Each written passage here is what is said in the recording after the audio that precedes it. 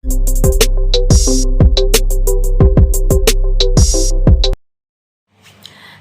Assalamualaikum warahmatullahi wabarakatuh. Kembali lagi sama aku Lutfia. Seperti yang ada pada judul kali ini, aku mau ngejelasin sedikit aja tentang stakeholder theory. Langsung kita mulai yuk. Nah, apa sih stakeholder theory? Menurut Freeman dan Reed pada tahun 1983, stakeholder theory adalah teori yang menggambarkan kepada pihak mana saja perusahaan bertanggung jawab. Stakeholder merupakan semua pihak baik internal maupun eksternal yang mempunyai hubungan yang bersifat mempengaruhi maupun dipengaruhi, bersifat langsung maupun tidak langsung. Nah, batasan stakeholder tersebut ini mengisyaratkan bahwa perusahaan hendaknya memperhatikan stakeholders karena mereka adalah pihak yang dipengaruhi dan mempengaruhi, baik langsung maupun tidak langsung atas aktivitas serta kebijakan yang diambil oleh perusahaan. Nah, stakeholder theory memperkenalkan dua model konsep. Yang pertama, model kebijakan dan perencanaan bisnis. Yang kedua, model tanggung jawab sosial perusahaan dari manajemen stakeholder. Nah, pada model konsep yang pertama itu memfokuskan mengembangkan dan mengevaluasi persetujuan keputusan strategis perusahaan dengan kelompok-kelompok yang dukungannya diperlukan untuk kelangsungan usaha perusahaan. Model ini juga berfokus pada cara-cara yang dapat digunakan oleh perusahaan untuk mengelola hubungan perusahaan dengan stakeholdernya. Sedangkan model konsep yang kedua itu fokusnya pada perencanaan perusahaan dan analisis diperluas dengan memasukkan pengaruh eksternal yang mungkin berlawanan bagi perusahaan. Kelompok-kelompok yang berlawanan ini termasuk badan regulator atau government dengan kepentingan khusus yang memiliki kepedulian terhadap permasalahan sosial. Selanjutnya, perkembangan teori stakeholder diawali dengan berubahnya bentuk pendekatan perusahaan dalam melakukan aktivitas usaha.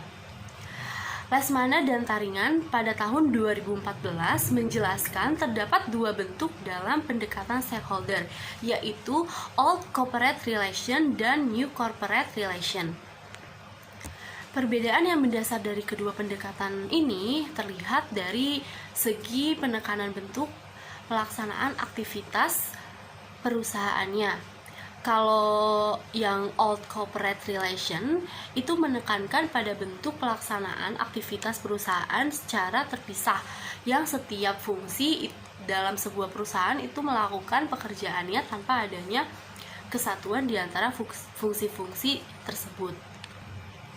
Nah, sedangkan New Corporate Relation menitikberatkan pada kolaborasi antara perusahaan dengan seluruh stakeholdernya.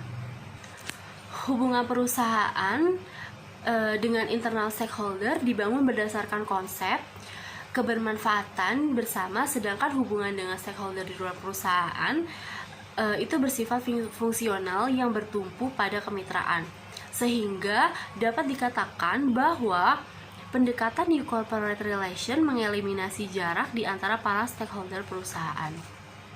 Di sini kita dapat menyimpulkan bahwa teori stakeholder merupakan suatu teori yang mengatakan bahwa keberlangsungan suatu perusahaan tidak terlepas dari adanya peranan stakeholder, baik dari internal maupun eksternal, dengan berbagai latar belakang kepentingan yang berbeda-beda dari setiap stakeholder yang ada.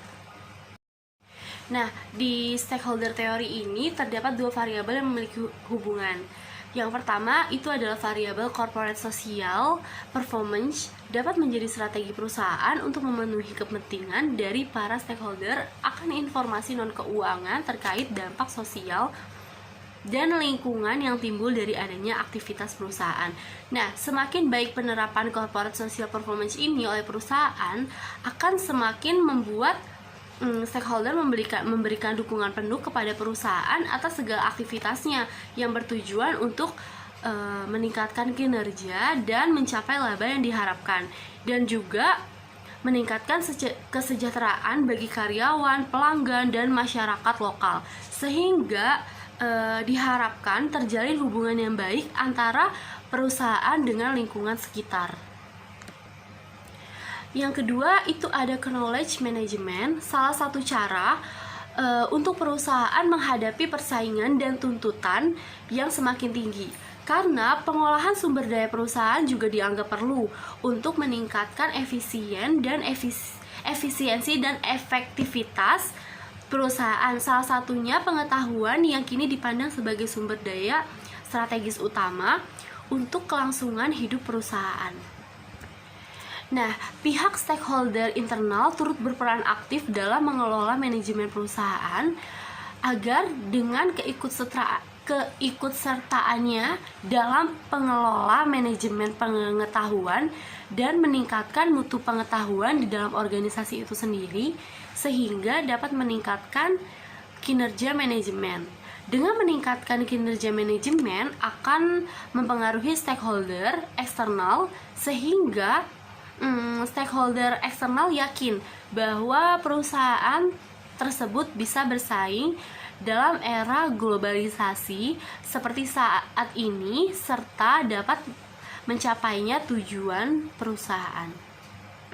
Oke, mungkin segitu aja sedikit penjelasan dari aku tentang stakeholder teori. Kurang lebihnya mohon maaf. Wassalamualaikum warahmatullahi wabarakatuh.